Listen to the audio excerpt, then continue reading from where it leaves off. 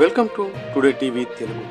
తిరుపతి జిల్లా నాయుడుపేట మండలం వ్యవసాయ మార్కెట్ కమిటీ పరిధిలోని పౌర సరఫరా శాఖ గోడౌన్ను ఆదివారం ఉదయం 8 గంటలకు ఆకస్మికంగా తనిఖీ చేసిన నాయుడుపేట ఏఎంసీ చైర్మన్ ఉయ్యాల ప్రవీణ్ రేషన్ షాపులకు, బడి పిల్లలకు, అంగన్వాడీ కేంద్రాలకు, గర్భిణీ స్త్రీలకు పంపిణీ అవుతున్న సరుకులను పరిశీలించడం జరిగింది. ప్రభుత్వం నాణ్యమైన సరుకులను ప్రజలకు అందిస్తోందని, అవి వారికి అంతే నాణ్యంగా చేరేలా చూడాలని సిబ్బందికి తెలియచేయడం జరిగింది.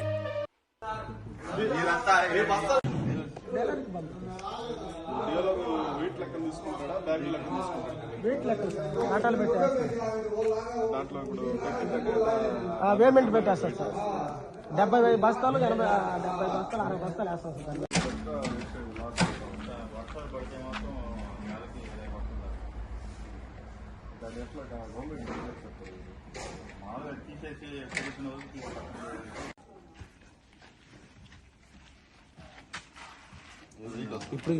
ఇప్పుడు రాదు అసలు రాదు.